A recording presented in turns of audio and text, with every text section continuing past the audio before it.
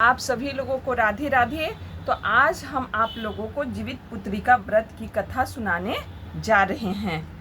एक बार नैमिषारण्य के निवासी ऋषियों ने संसार के कल्याणार्थ सूत जी से पूछा, हे सूत जी, कराल कली काल में लोगों के बालक किस तरह दीर्घायु होंगे, सो कहिए। सूत जी बोले, जब द्वापर का अंत और कलयुग का आरंभ था, उस समय बहुत सी शोकाकुल स्त्रियों ने आपस में सलाह की कि क्या इस कली में माता के जीवित रहते पुत्र मर जाएंगे। जब वे आपस में कुछ निर्णय नहीं कर सकी, तब गौतम जी के पास पूछने के लिए गई। जब उनके पास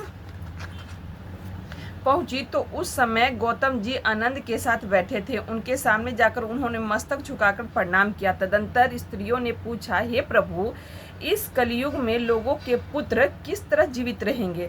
इसके लिए कोई व्रत या तप हो तो आप कृपा करके हमें बताइए। इस तरह उनकी बात सुनकर गौतम जी बोले, आपसे मैं वही बात कहूँगा जो मैंने पहले से सुन रखी है। गौतम जी ने कहा, जब महाभारत युद्ध का अंत हो गया और द्रोण पुत्र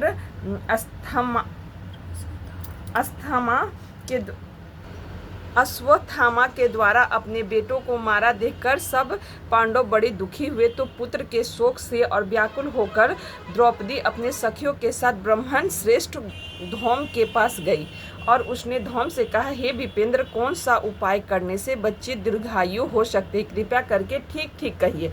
धौम बोले, सत्ययुग में सत्य वचन बोलने वाला, सदाचारण करने वाला, समदर्शी जिमित वाहन नामक एक राजा था। एक बार वह अपनी स्त्री के साथ अपनी ससुराल गया और वहीं रहने लगा। एक दिन आधी रात के समय पुत्र के शोक से व्याकुल कोई स्त्री रोने लगी, क्योंकि वह अपने बेटे के दर्शन से निराश हो चुकी थी। उनका पुत्र मर चुका था।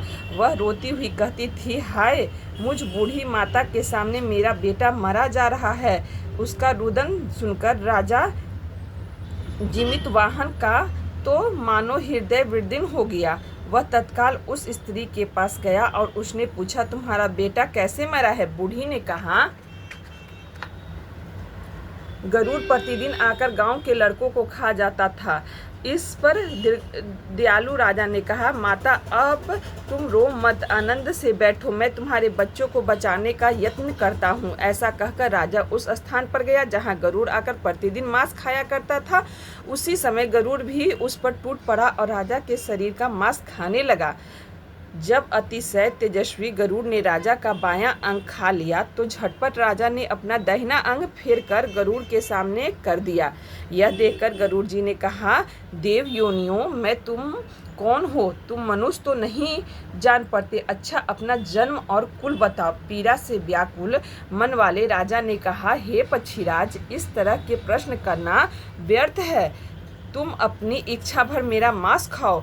यह सुनकर गरुड़ रुक गए और बड़े आदर से राजा के जन्म और कुल की बात पूछने लगी। राजा ने कहा, मेरी माता का नाम सैवा है और मेरा पिता का नाम शालिवाहन है। सूर्यवंश में मेरा जन्म हुआ है और जिमित वाहन मेरा नाम है। राजा की दयालुता देखकर गरुड़ ने कहा, हे महाभाग, तुम्हारे मन में जो अभिलाषा हो वह वर मांगो। राजा ने कहा, हे पक्षीराज, यदि आप मुझे वर दे रहे हो तो वर दीजिए कि आपने अब तक जिन प्राणियों को खाया है वे सभी जीवित हो जाए। हे स्वामी, आप ऐसा बालकों को न खाएं और आप कोई ऐसा उपाय करें कि जहाँ जो उत्पन्न हो वे लोग बहुत दिनों तक जीवित रहे। धौम ने कहा कि पक्षीराज गरुड़ राजा को वरदान देकर स्वयं अमृत के लिए नागलोक चले गए। वहां से अमृत लाकर उन्होंने वन मरे मनुष्यों की हड्डियों पर बरसाया। ऐसा करने से सब लोग जीवित हो गए जिनको कि पहले गरुड़ ने खाया था। राजा के त्याग और गरुड़ की कृपा से वहाँ वालों को बहुत कष्ट दूर हो गया। उस समय राजा के शरीर की शोभा दुगनी हो गई थी। राजा की दयालुता देखकर गरुड़ ने फिर कहा, मैं संसार के कल्याणार्थ एक और वरदान दूंगा। आज आश्विन कृष्ण सप्तमी से रोहित शुभ अष्टमी तिथि। आज ही तुमने यहाँ की प्रजा को जीवन दान दिया है। हे वत्स, अब से यह दिन ब्रह्मा भाव हो गया है। जो मृत्यु भेद से विविध नामों से विख्यात है, वही त्रिलोक से पूजित दुर्गा अमृत प्राप्त करने के अर्थ में जीवित पुत्रिका कहलाई है।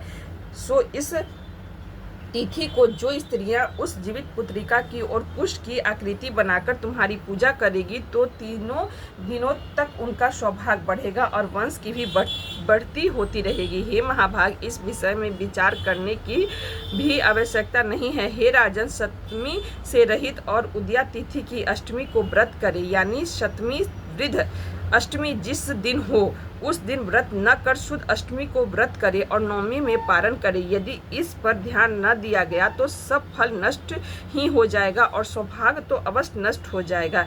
जीवित वाहन को इस तरह का वरदान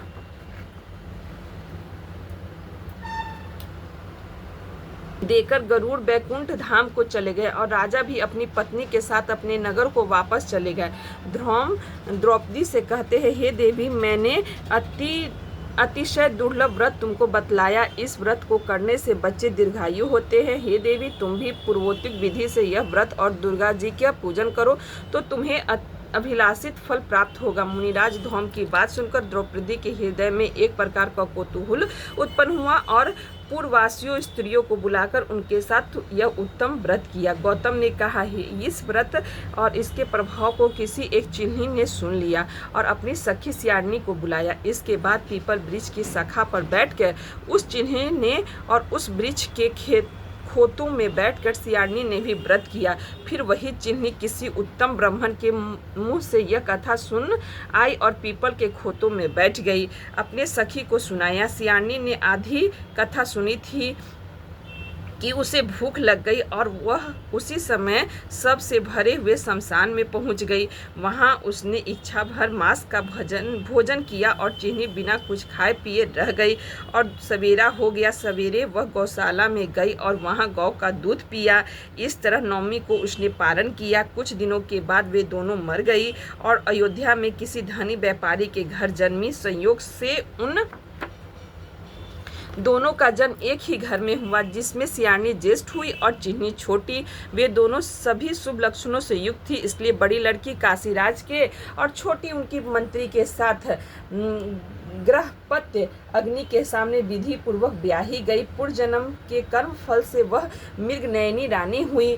जिस किसी भी संतान को उत्पन्न करती वह मर जाती थी और पूर्व जन्म की बातें को स्मरण करने वाली मंत्री की पत्नी ने 8 वसुओं के सदृश तेजस्वी 8 बेटे उत्पन्न किए और सभी जीवित रह गए। अपनी बहन के पुत्रों को जीवित देखकर ईर्ष्यावश राजपत्नी ने अपने स्वामी से कहा कि यदि तुम मुझे जीवित रखना चाहते हो तो इस मंत्री के भी पुत्रों को उसी जगह भेज दो जहां मेरे बेटे गए हैं, अर्थात इन्हें मार डालो। यह कह सुनकर राजा ने उस मंत्री के पुत्रों को मारने के लिए कई प्रकार के उद्योग किए, पर मंत्री पत्नी ने जीवित पुत्रिका के पूर्ण बल से बचा लिया। एक दिन राजा ने अपने आदमियों से उन पुत्रों का सिर कटवाकर पिटारी में रखवाया और वह पिटारी उनको माता मंत्री पत्नी के पास भेज दिया, किंतु वे 8 सिरों बेशकीमती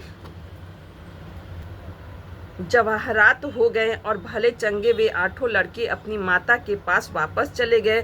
उनको जीवित देखकर राजपत्नी को बड़ा विस्मय हुआ। अंत में वह मंत्री की पत्नी के पास आई और उसने पूछा, बहन, तुमने कौन सा ऐसा पुण्य किया है जिसके बार बार मारे जाने पर भी तुम्हारे बेटे नहीं मरते? इस पर मंत्री की पत्नी ने कहा, पूर्व जन्म में मैं चिन्ही थी और तुम सियारनी, दोनों व्रत किया था। तुमने व्रत के नियमों की भली भांति पालन नहीं किया और मैंने किया था। इसी दोष से हे बहिनी, तुम्हारे बेटे नहीं जीते हैं और राजा रानी, अब भी तुम इस जीवित पुत्री का व्रत को करो तो तुम्हारे बेटे दीर्घायु होंगे। मैं तुमसे सच सच कह रही हूँ। इसके कथा अनुसार रानी ने व्रत किया, तभी से वे उसके कई बेटे सुंदर और दीर्घायु होकर बड़े बड़े राजा हुए। सूत जी कहते हैं कि सब प्रकार का आनंद देने वाला मैं यह दिव्य व्रत बतलाया। स्त्रियां चिरंजीवी संतान चाहती हो तो विधि पूर्वक यह व्रत करो।